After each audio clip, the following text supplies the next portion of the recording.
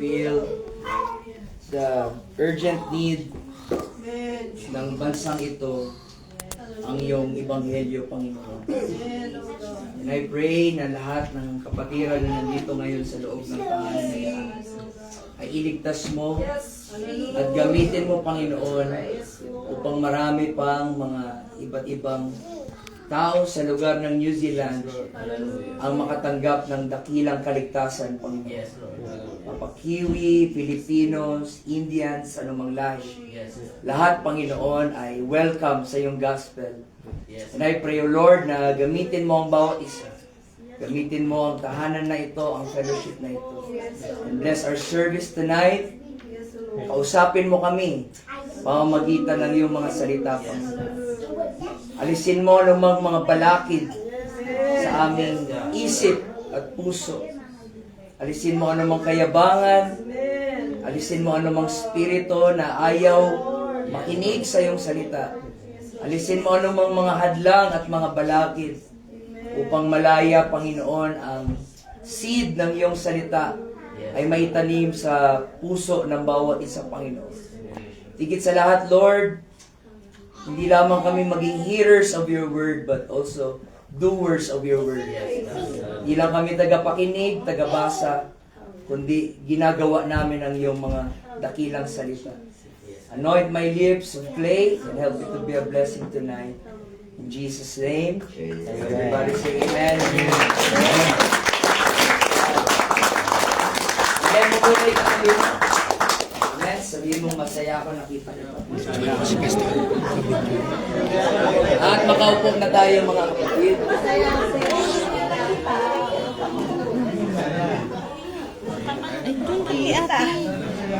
Praise God. Upo na lang din ako, mga kapatid, para may hawak akong Bible. So maraming salamat sa ating Panginoon sa privilege. For me, second time na makabalik dito po sa New Zealand. Ang aking wife ay first time and kami ay newly married. 1 month pa lang. So masaya pa po. At sasaya pa yan sa tulong ng Panginoon. Amen. And wala pa akong complete details kung dito na ba talaga kami makapag-start ng aming life, family. Yun ang aming prayers, pero hindi pa namin alam ang kalooban ng Panginoon. All I have now is faith and courage, believing na may purpose ang Panginoon, kaya kami nakarating dito sa New Zealand. Pero tingnan natin kung ano ang kalooban ng Panginoon.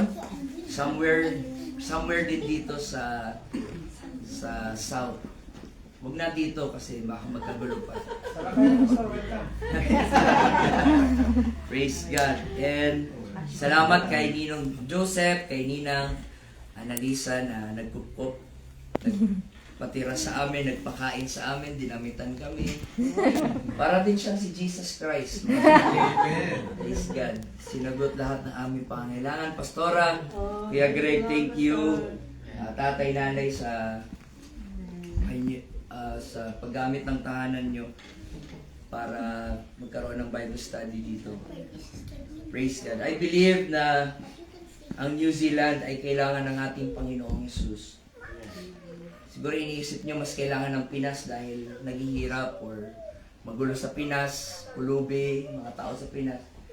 But the truth is, mas delikado ang blessing kaysa sa problema. Minsan, pag bless tayo, hindi tayo makaalala sa Panginoon. Kaya sa Pinas, mas uhaw sila sa Diyos dahil tinutulak ng kahirapan. At pag naghihirap ka, wala ka ibang takbuhan kundi ang Panginoon. Pero minsan, pag bless ka na, wala kang time sa Panginoon. Right? Maraming mga Pilipino na gusto ang Panginoon nung nasa Pinas, pero nung nandito na, wala nang time sa Panginoon kasi stable na ang buhay, maganda na ang stable na ang pera, malamig, maganda. Pero hindi pumuti, maitim pa din. So, prosperity kills more than the trials. So we need to preach Jesus. We need revival here in New Zealand. At yun po mga kapatid ang ating prayer. Hanggang ano oras tayo dito? Hanggang? Time na ba? Sikapin ko matapos before 1? Before 9. Alright, so ready po ang mga Bibles, mga kapatid? Dahil puro tayo Bible verse. Ballpen, maganda. Notebook, mas maganda. Take note nyo lahat ng Bible verse. Kung meron kayong alam na hindi pa marunong ganun-ganun ng Bible, pakitabihan para lahat ay makasabay, mga kapatid. Praise God. So, bilisan natin dahil nag-aantay na yung ating pagkain, mga kapatid. Mark chapter 8, verse 34. Mark 8:34. Ito po ang sabi ni Jesus.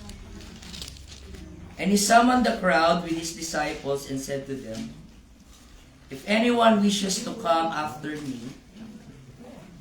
he must deny himself, take up his cross, and follow me. Sabi ni Jesus, kung gusto niyo akong paglingkuran, ito daw ang inyong gagawin. Deny yourself, take up your cross, and follow me. So, ang ating topic ngayong gabi is about the cost of following Jesus.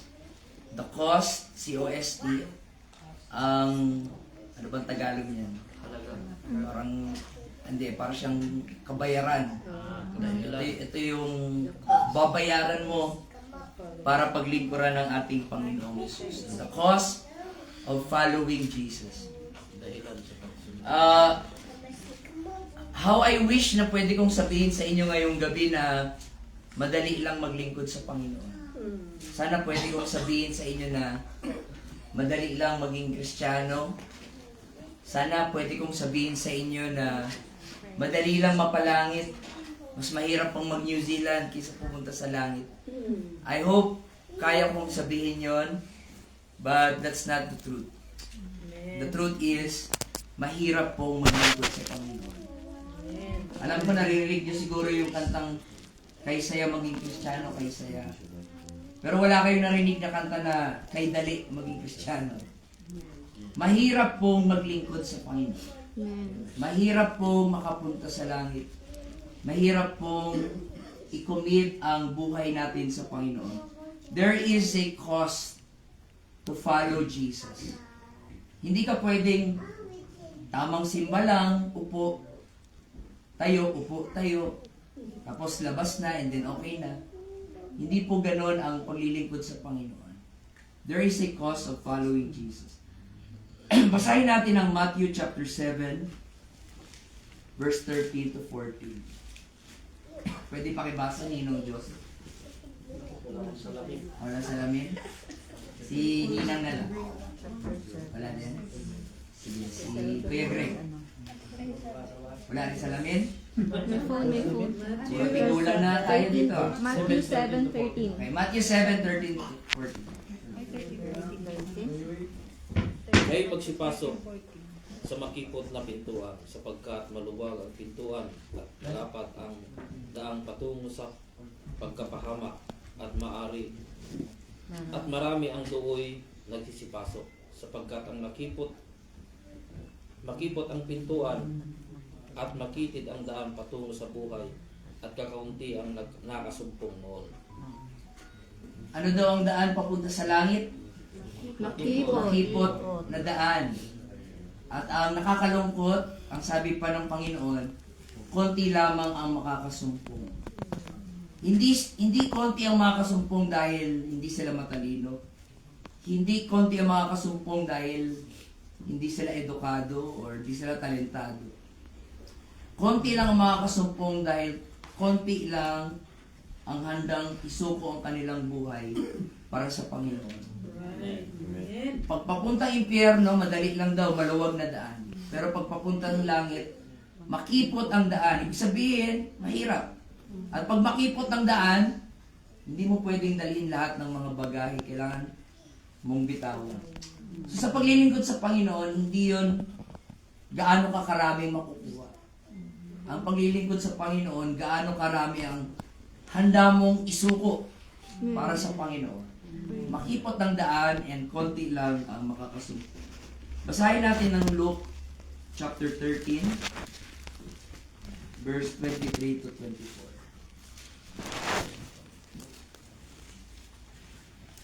Luke chapter 13. At may isang nagsabi sa kanya, Panginoon, kakaunti baga ang mga ligtas. At sinabi niya sa kanila, magpilit kayong magsipasok sa pintuang makipot, sapagkat sinasabi ko sa inyo na marami ang mga nagsisikap na pumasok, hindi mangyayari. Kita niyo yun mga kapatid? May nagtanong kay Jesus, konti lang ba daw ang maliligtas? Anong sabi ni Jesus? Magsumikap kayong makapasok sa makipot na daan dahil konti lang ang makakasumpong. Ibig sabihin, ito ang dahilan bakit may church. Ito ang dahilan bakit tayo nag-preach ng salita ng Panginoon. Bakit? Mas marami pong may impyerno kaysa mapapalangit. Dahil mas maraming tao ang gusto nila ang masunod kaysa ang kalooban ng Diyos sa buhay nila ang masunod. So, konti lang daw ang makasumpong sa langit. So, ibig sabihin, mahirap talaga. Kasi konti nga lang. Kung madali lang makapunta sa langit, edi sana maraming makapunta sa langit. Pero, ang sabi po ng Biblia, mahirap po ang makapunta sa langit. Na yung ibang mga disciples ni Jesus, inamin gaano kahirap, no? Basahin natin ang John 6:60. Si tatay, kaya pa? Isa. Magandang magpasayang si tatay. John chapter 6, verse 60. Kaya magbasa tayo.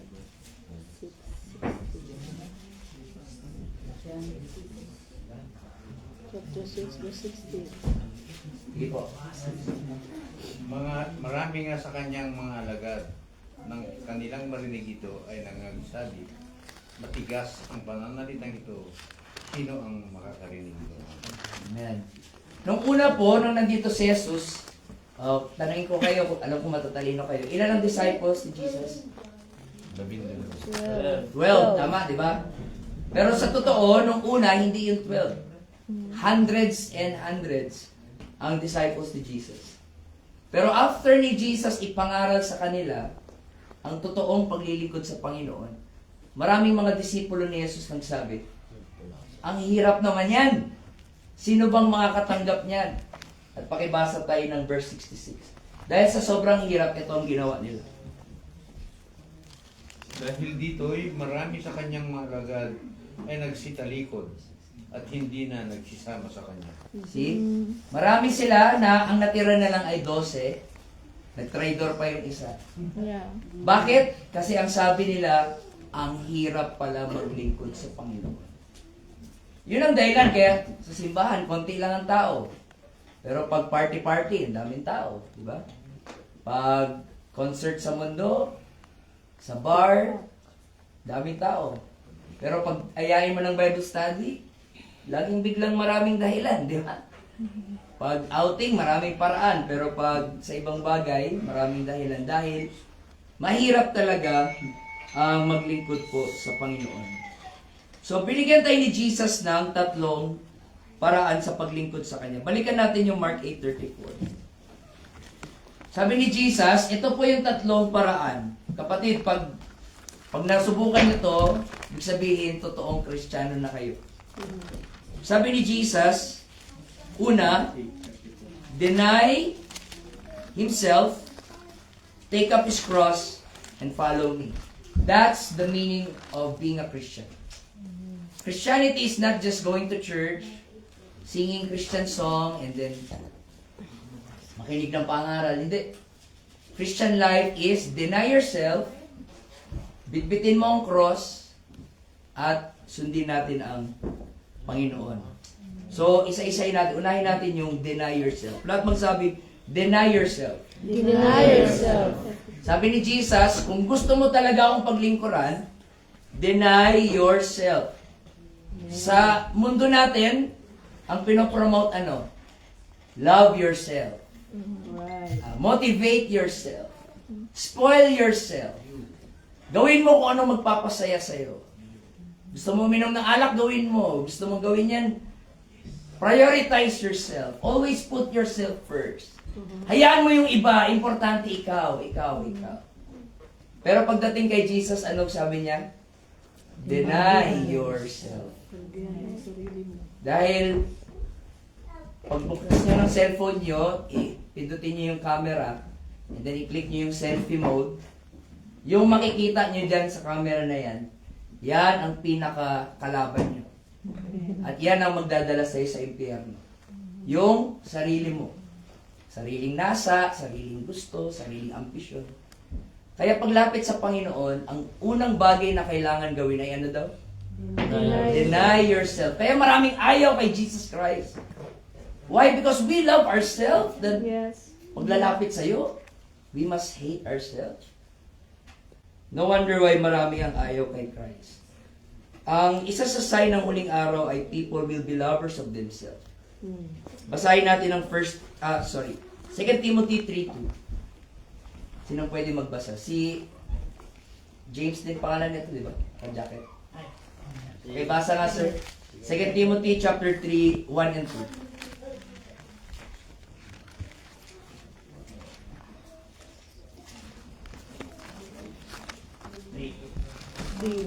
Start mo sa verse 1. Sige, ituloy mo na hanggang verse 4. Datapwat, alamin mo ito, na sa mga huling araw ay darating ang mga panahong mapanganib. Okay, bakit daw mapanganib? Ito daw ang mangyayari. Sapagkat ang mga tao ay magiging maibigin sa kanilang sarili, maibigin sa salapi, mayayabang, mga mapagmalaki, mapagtungayaw, masuwain sa mga magulang, mga walang turing, mga walang kabanalan. Verse 3. Walang katutubong pag-ibig, mga walang paglulubag, mga palabi makikita sa ulo, mga palalo, mga maibigin sa kalayawan kaysa mga maibigin sa Diyos. Right. So, nakikita naman natin ito ngayon. Right? Tayo na ay nasa huling araw. Sabi ng iba, nakakatakot sa huling araw dahil lindol, tsunami, sabog yung bulkan. Huwag kayong matakot doon. Ang pinakatakutan nyo ay yung mga ugali ng mga tao sa huling araw. Swail sa magulang, ungrateful, unthankful. Basahin natin ang John 12:25. Sinong pwede magbasa? Sis, pwede ikaw? Pink jacket. I-guide mo siya.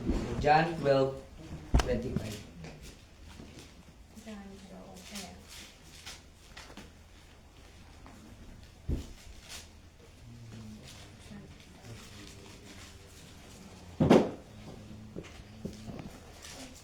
Pangalan mo sis? Isa. Isa? Okay. Yan, 12:25. Ang umiibig sa kanyang buhay ay mawawalan nito. At ang napupuot sa kanyang buhay ay sa sanglibutang nito ay may ingatan niya o sa buhay na walang hanggan. Ayan. Tingnan niyo, sabi ni Jesus, huwag niyo masyadong mahalin yung buhay niyo sa sanlibutan. Now, iba ang earth sa world. No? We must love the earth kasi ang earth, creation to ni Lord. Pero pag sinabing huwag mong mahalin ang world, ibig sabihin doon yung mga sistema ng mundo, yung kultura ng mundo, yung kalayawan ng mundo, yung kasalanan ng mundo, huwag daw natin yon ibigin, huwag natin mahalin. Dahil ito ay magdadala sa atin sa kapahamakan at ang mga sistema sa mundo ay panandalian lamang, temporary. Basahin natin ang 1 John chapter 2, verse 15 to 17. Okay, basa po, Pastora. John? Ano? 1 John chapter 2, verse 15 to 17. Verse 15 to 17. 15 to 17. First John. Chapter 2. 1 John chapter 2, verse 15 to 17. Amen. Huwag ninyong ibigin ang sanlibutan ni ang mga bagay na nasa sanlibutan. Kung ang sino man ay umiibig sa sanlibutan, wala sa kanya ang pag-ibig ng Ama. sapagkat ang lahat ng nangasas sa libutan, masamang pita ng laman, masamang pita ng mga mata, at mga kapalaluan sa buhay, at hindi mula sa Ama kundi sa sanlibutan. Ayan. Pwede sabihin mo sa katabi mo, huwag mong ibigin ang sanlibutan. Huwag mong ibigin ang sanlibutan. Yan ang sabi ni Jesus, love not the world. Love not the world. Huwag kayong mainggit sa kayamanan sa mundo. Amen. Dahil lahat yan ay temporary lang. Wala tayong madadala sa langit kahit pako ng bahay, wala kang madala. Hubad kang dumating, hubad tayong uuwi. Huwag niyong ibigin ang sanlibutan.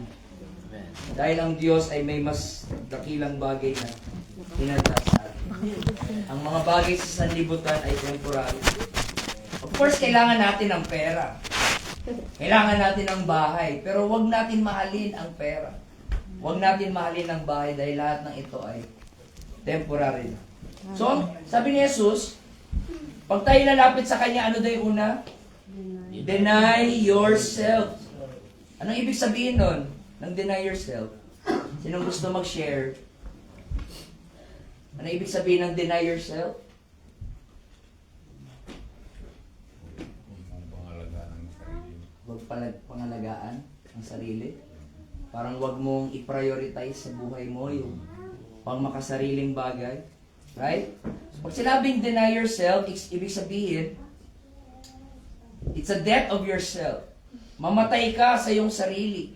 Pero hindi ito kamatayang pisikal, kundi ito ay kamatayan ng ating mga sariling mga kagustuhan. Mga luho, mga pita ng laman, kailangan yun lahat mamatay. So para mas maintindihan natin, basahin natin ang Romans chapter 6, verse 11 to 13. Ikaw magbasa. 6, 7 to 11 to 13. Si Brother Eric. 11 to 13. Okay, basa Brother Eric. Gayon din naman kayong bilang ninyo tayo, tunay na mga papatay na Kaya pa? kasalanan. Ngunit mga buhay sa Diyos kay Kristo Jesus. Huwag ngang maghari ang kasalanan ng inyong mga katawan ay kamatayan upang kayo masisunod sa kanyang mga pita. Yan. Anong utos sa atin? Tayo na ay mamatay sa kasalanan at tayo na ay mabuhay kay Kristo. Lahat tayo ay may nasa. Lahat tayo ay may mga sinful nature. Pero kaya natin yang patayin sa tulong ng Amen. Panginoon. Praise God. Yun ang ibig sabihin ng deny yourself. Mamatay tayo sa ating mga kasalanan. Basahin natin ang Romans chapter 12 verse 1. Dito naman tayo na side. Sa likod ni James, ano pangalan mo sir? Jerry. Ayan, Jerry. Buha mo ah. Romans 12:1. Okay, basa. 12:1. Bagong gupit. Parang ganado magbasa. Ayan. Sige, Romans 12:1. Lakasan mo ha, yung parang preacher ka.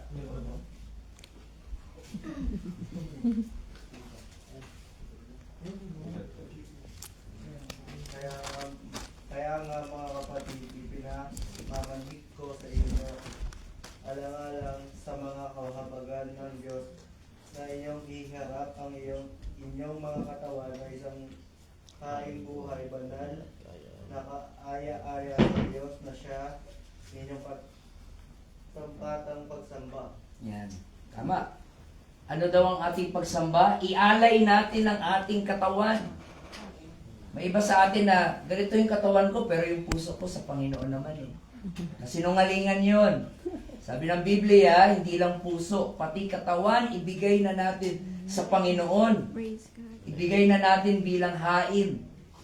No, let us present our bodies a living sacrifice. So this is what meaning ng denying yourself. Gusto mo pang manigarilyo pero kailangan mo ng labanan yun. Gusto mo pang magmura pero kailangan mo ng labanan yun dahil inaalay mo na ang sarili mo sa Diyos. Hindi laro-laro ang paglilingkod sa Panginoon na Bible study tayo ng Martes, sabay pagkaano, hindi naman nagbabago yung ating mga buhay. We must present ourselves a living sacrifice. Yun ang worship. Ang worship hindi yung palakpak at talon-talon, takbo-takbo. Ang worship ay yung anong ginagawa mo pag Lunes, pag Martes, pag ikaw na lang mag-isa sa kwarto, pag walang nakakita sa'yo. What are you doing with your life? Kaya mahirap maglingkod sa Panginoon. So, sabi na Romans 6:20 to 23, ito ang mapapala natin pag tayo ay namuhay sa kasalanan. Pwede ikaw sis naman na may eyeglasses sa ulo. Romans 6 verse 20 to 23. Pakibasa po. Romans 6:20. Tatapwat ngayong mga laya na kayo sa kasalanan at naging mga alipin ng Diyos. Yan, lumaya na kayo sa kasalanan at maging alipin na tayo ng Diyos. Sige, tuloy. Kayo ay mayroong inyong bunga sa ikapagbabanal at ang wakas ay ang buhay na walang hanggan. 21. 21. Romans 6:21. Hanggang 23. 22 po ako nag-start. Okay, balik tayo sa 20. Ano nga ang ibinungan ninyo sa panahong yaon sa mga bagay na ngayon ikinahihiya ninyo, sapagkat ang wakas ng mga bagay na yaon ay kamatayan. Okay? Tatapwat ngayong mga laya na kayo sa kasalanan at naging mga alipin ng Diyos, kayo ay mayroong inyong bunga sa ikababanal at ang wakas ay ang buhay na walang hanggan. Sapagkat ang kabayaran ng kasalanan ay kamatayan, tatapwat ang kaloob na walang bayad ng Diyos ay buhay na walang hanggan kay Kristo Jesus na Panginoon natin. Amen. Nung tayo daw ay namumuhay sa ating sarili, anong napala natin?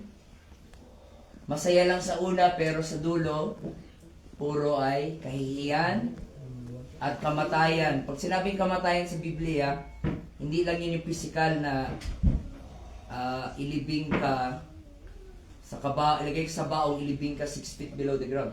Ang kamatayan sa Bible ay mahiwalay sa Diyos. It's spiritual death. At yun po ang impyerno. Wala akong nakitang nalulong sa drugs at sabihin nila, buti na lang nalulong ako sa drugs. Or kaya nalulong sa immoralidad or sa pag-inom ng alak at pagkatapos nun proud na proud sila na naging ganun sila. Wala. Lahat ay puro kahihiyan. Walang nadulot. Niloko lang tayo ni Satanas. Sabi niya masaya daw, pero sa huli, kapahamakan pala at kamatayan. So sabi ni Jesus, deny yourself, dahil if you live for yourself, ikaw ay makaranas ng kahiyan, kapahamakan at kamatayan. Now, para mas maging specific pa tayo, basahin natin yung Colossians chapter 3, verse 5 to verse 7. Sino ang pwede magbasa? Sister Princess. Okay, basa Sister Princess. Sa Tagalog, mas maganda. Ay, wala akong Tagalog. Colossians 3. Ito. Colossians Colossians chapter 3, verse verse 5 to verse 7. 5 to 7. So ito pong ibig sabihin ng denying yourself. Okay? Pakinggan nyo. Patayin nga ninyo ang inyong mga sangkap ng katawang na nasa ibabaw ng lupa. Pakikipapid, karumihan, masamang kita, masasamang nasa, at kasakiman, na iyay pagsamba sa mga Diyos-Diyosan. Na dahil sa mga bagay na iyan ay dumarating ang kagalitan ng Diyos sa mga anak ng pagsuway. Na inyo rin nilakaran ng una, nang kayo'y nangabubuhay pa sa mga bagay na ito. Amen. So pag sinabing denying yourself, sabi dito ng Biblia, huwag na tayong mamuhay sa immoralidad, sexual immorality, kung wala kang asawa, fornication, sa mag-asawa naman, adultery, impurity, evil desire, kasakiman, at pagsamba sa mga Diyos-Diyosan. Now, pag sinabing idolatry, ito ay pagsamba sa mga Diyos-Diyosan. Pero, ang idolatry, hindi lang yan yung sumasamba ka sa rebulto. Kundi, Kahit anong sinasamba mo na higit pa sa Diyos, yan ay idolatry. Pwedeng sumasamba ka sa pera, pwedeng sumasamba ka sa sarili mo, yan ay anyo ng idolatry. So itong mga bagay na ito ay dapat na nating pagsisihan, tigilan, at isuko sa paanan ng Diyos. Dahil kung hindi tayo totoong mga lingkod ni Jesus. Anong sabi ni Jesus? Deny yourself. Because yourself, anong gusto ng yung self? Yourself wants sex, yourself wants pornography, yourself wants greed, yourself wants drunkenness, yourself is full of makasariling mga nais. Sabi ni Jesus, deny mo yan. Huwag mong pagbigyan yung nasa na yan dahil wawasakin yan ang buhay mo. Amen? Amen. Wala na nag-i-amen. Amen. So siguro may nagsabi sa inyo, hindi, buhay ko to, karapatan ko to, desisyon ko to, huwag kayong makialam.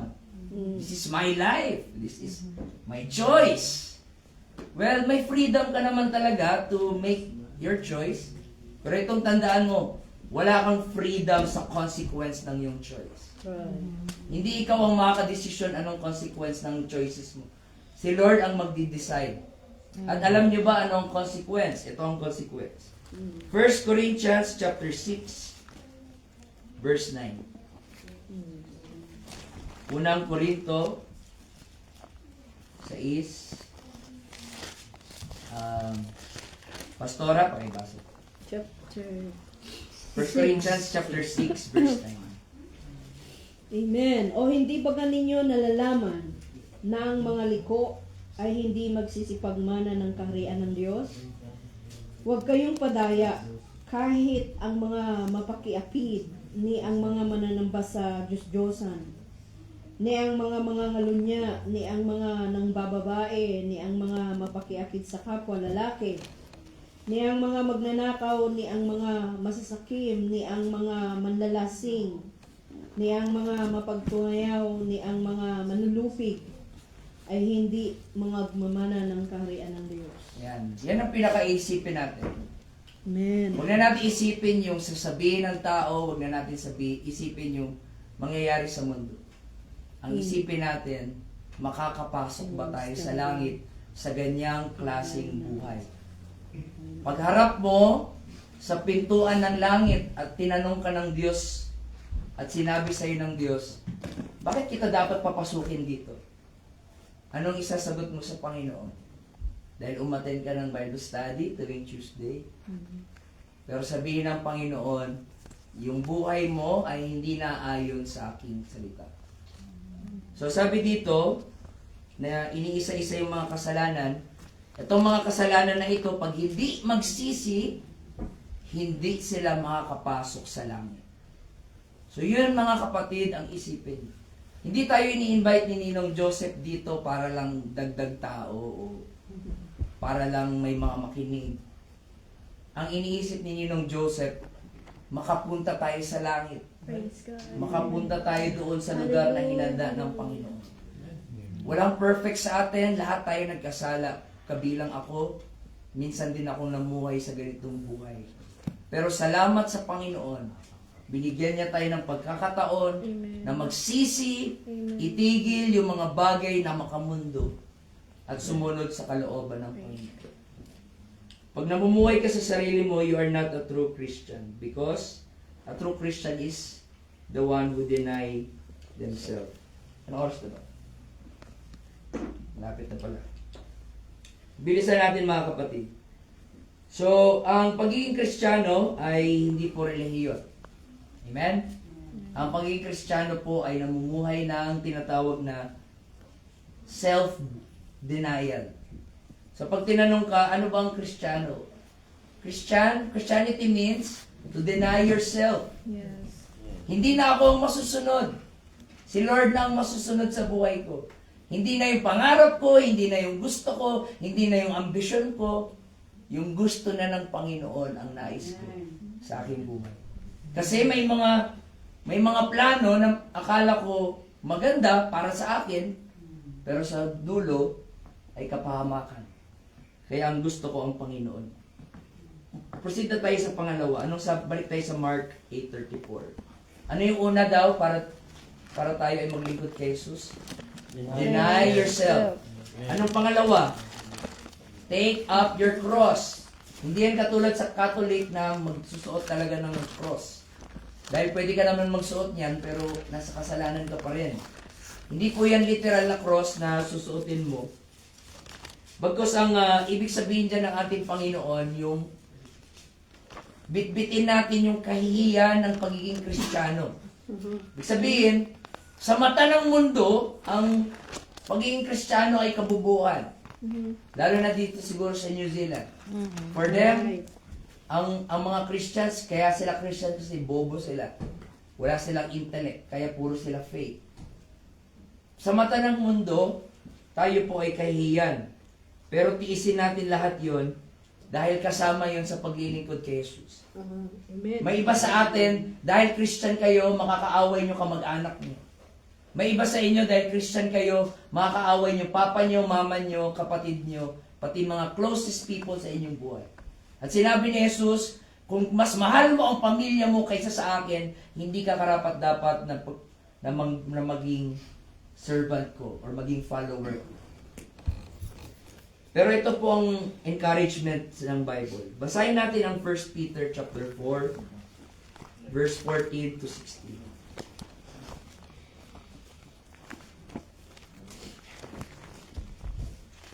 Sino po unang makakita? Siya na magbasa. 1 Peter chapter 4, verse 14 to 16. Kung kayo'y maligtasan dahil sa pangalan ng Kristo, papalan kayo. Sapagkat ang Espiritu ng kaluwalhatian at ang Espiritu ng Diyos ay nagpapahingalay sa inyo.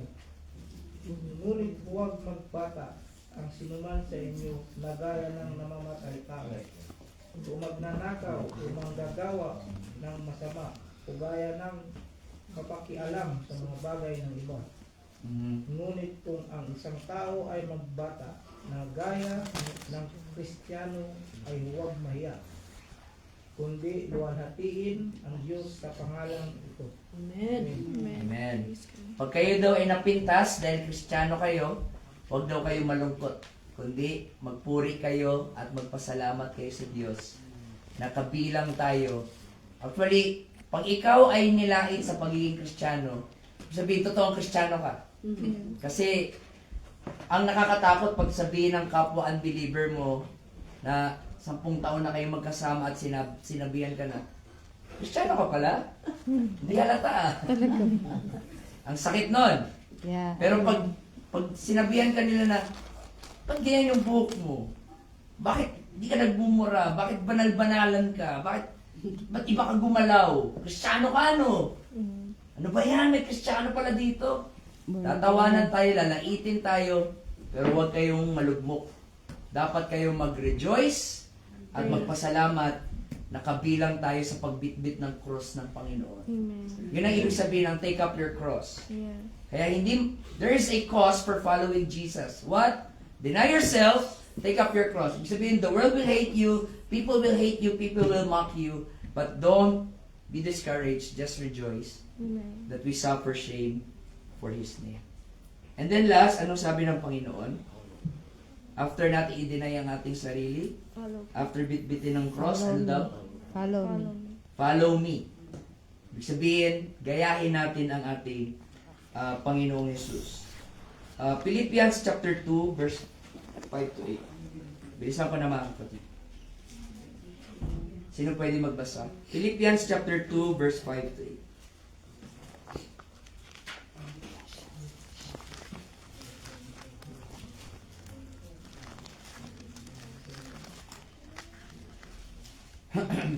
Philippians chapter 2, verse 5 to 8. Magkaroon kayo sa inyo ng pag-iisip na ito'y na kay Kristo Jesus din naman. Okay? Na siya, bagaman nasaan yung Diyos, ay hindi niya inaring isang bagay na nararapat panangan ang pagkapantay niya sa Diyos. Kundi bagkos, hinubad niya ito at nag-anyong alipin na nakitulad sa mga tao. At palibasay nasumpungan sa anyong tao, siya'y nagpakababa sa kanyang sarili na nagmasunurin hanggang sa kamatayan. Oo, sa kamatayan sa krus. So, ibig sabihin, kung paano namuhay si Kristo, dapat gayahin natin siya. Hindi tayo mga fans ni Jesus. Hindi tayo mga admirers ni Jesus. Tayo ay mga imitators. Kung paano siya magmahal, kailangan natin gayahin yun. Kung paano siya nagpatawad, kailangan natin gayahin yun. Di ba, may iba sa atin. Si Jesus lang kaya magpatawad, ako hindi. Ang utos sa atin, gayahin natin si Kristo. Mahalin ang kaaway. Ibigin ang kapwa, patawarin ang mga taong gumawa ng kamalian sa inyo. Gayahin natin paano nagpakumbaba si Kristo. Gayahin natin paano nagmahal si Kristo. Gayahin natin paano nagbigay si Kristo ng kanyang buhay. Gayahin natin gaano katapang si Kristo. Gayahin natin paano nanalangin si Kristo. Ang ating idol isa lang. Si Jesus lang ang ating idol. Kaya nga tayo tinawag na Christians kasi Christ-like. Ginagaya natin si Jesus. Yes. Yung mga idol si Elvis Presley, ang tawag sa kanila Presleyan. Yung mga gaya-gaya kay Jose Rizal, ang tawag sa kanila Rizalian. O pag idol nyo si Ninong Joseph, Josepian, tawag sa atin. Pero pag si Jesus ang idol natin, tawag sa atin Christians. We follow Christ. Amen? So, ito po mga kapatid, ang cost of following Jesus.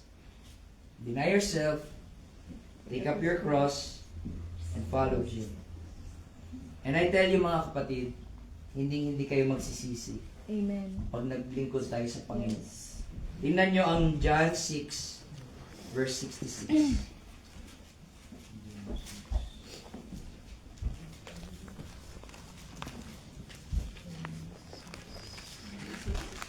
John chapter 6, verse 66 hanggang 68.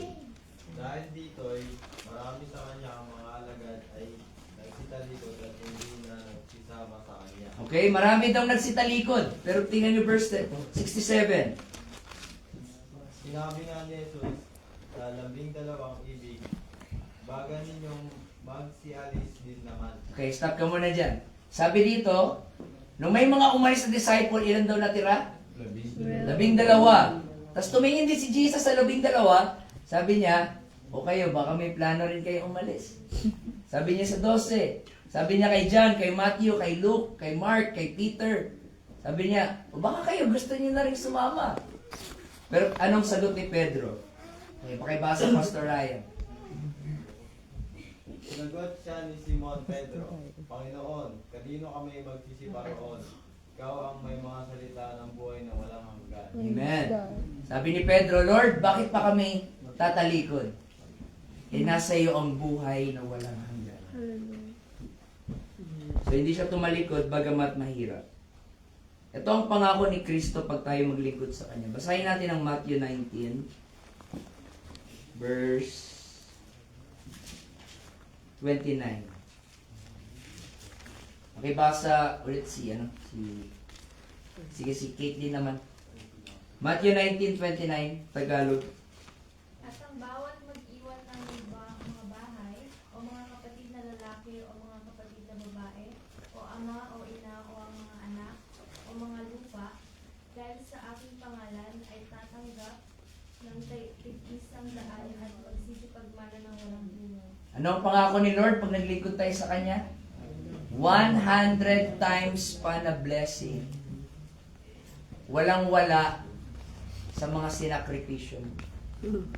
What you sacrifice for Jesus is not worth comparing to what you will receive afterwards. It's an eternal life, brothers and sisters. Yes. Amen. And I pray, lahat kayo dito, magkita-kita tayo doon sa langit na inanda ng Panginoon. Amen. Praise God.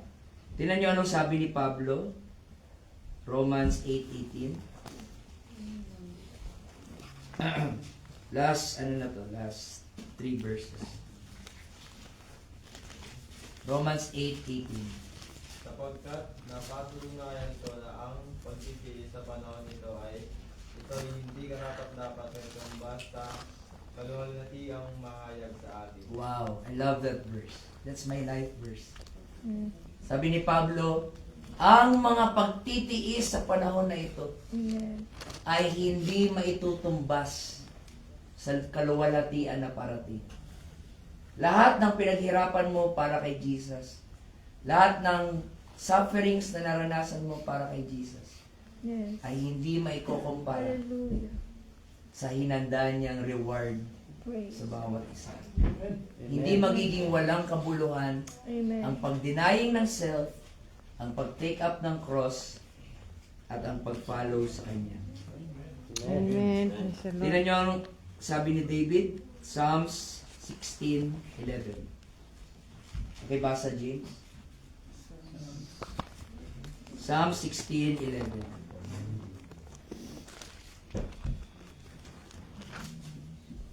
16:11. Iyong ituturo sa amin ang landas ng buhay. Nasa iyong harapan ang kapuspusan ng kagalakan. Sa iyong kanan ay may mga kasayahan magpakailanman. Amen. Pag makita daw natin ang Panginoon doon sa langit, ito ay kapuspusan ng kagalakan. Doon ninong Joseph, iyak tayo doon ng walang katapusan sa langit. Pero hindi iyak ng pagkatalo, kundi iyak ng kagalakan. Tears of joy. So worth it ba when we deny ourselves? Worth it ba when we take up our cross? Worth it ba Amen. that we imitate Him? Amen. So worth it. Kasi ang kapalit ay joy na hindi kayang ibigay ng mundo. Amen. So, following Jesus is not easy. But it is worth it. Sabi ng kanta kanina, you're worthy of it all. Amen. It's worth it. Pagdating mo dun tayo sa langit, sasabihin mo, Lord, grabe. Walang-wala pala yung pinagdaanan ko sa mundo kumpara sa reward ko dito na matatanggap. Pakibasa last, Pastora, last verse na natin. 1 Corinthians 15:58. Kaya ito ang ating gagawin mga kapatid. 1 Corinthians chapter 15, verse 58. Palakasan na lang, Pastora. Praise God. Amen. Sabi dito mga kapatid, kaya nga mga kapatid kong minamahal, kayo'y magsitatag, huwag makilos, na laging sumasagana sa gawa ng Panginoon. Yamang nalalaman ninyo na hindi walang kabuluhan ang inyong gawa sa Panginoon. Yamang nalalaman ninyo na hindi walang kabuluhan ang ating mga ginagawa para sa Panginoon. Yes. Amen. Pigit natin ating mga mata, tayo po'y manalangin. Praise God. Lord, gawin mo kaming totoong Kristiyano, Panginoon. Na handang lumakad sa makipot na daan para ikaw ay aming paglingkuran. Yes, Lord. Lord, kung may mga kasalanan pa kaming mga bitbit sa aming buhay, tulungan mo na kaming isuko ang mga bagay na ito upang aming matanggap ang eternal life na hinanda mo sa bawat isa. Teach us, Lord, to deny ourselves. Tanggalin mo ang ego, tanggalin mo ang kayabangan, wasakin mo anumang pagmamalaki sa sarili, at lumapit kami sa iyo gaya ng isang maliit na bata. We deny ourselves at bitbitin namin ang cross that the world will hate us because we serve you and we imitate you all throughout the days of our life. Patuloy mong i-bless ang lahat ng mga kapatiran na naririto. Salamat sa Bible study, salamat sa fellowship. Habang kami, Panginoon, ay magkakain, O Diyos, Ikaw ang patuloy na mag-remind sa bawat isa na nais mo na kami ay maging totoong mga Kristiyano. Handang dumating, Panginoon, sa araw ng iyong pagbabalik, handa kaming sasalubong sa iyo, Panginoon. Dahil ibinigay na namin ang aming buhay sa iyo. Purihin ang pangalan mo in Jesus' name. Amen. Lord. Praise God. Bago ko ibalik kay Pastora, meron bang question? Any question, mga kapatid? Regarding sa Bible or sa topic natin kanina? Okay, mukhang mga gutom na. So, binabalik ko na po kay Pastor. Praise God. So mga kapatid, wala na akong gustong idagdag.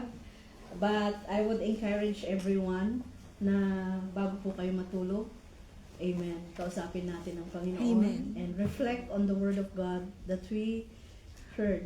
Amen. Na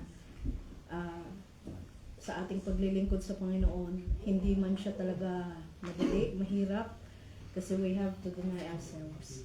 Amen. But sabi nga, yung one thing that caught me on the Bible study na iti-take away ko ay yung sinabi ni Pastor Eric kanina na meron tayong freedom to choose.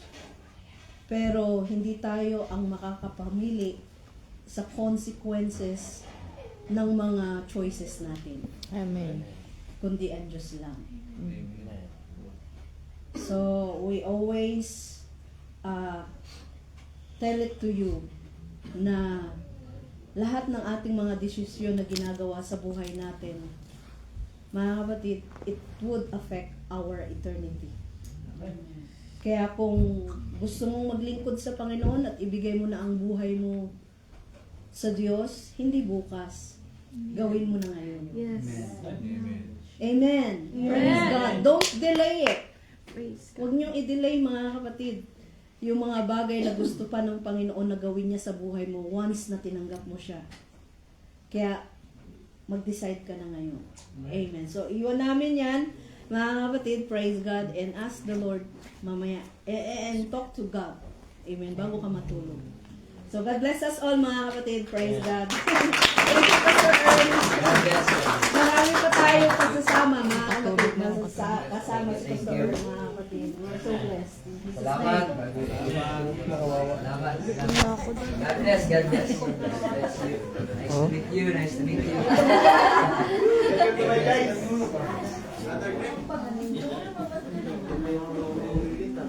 God bless, ha. Thank you sa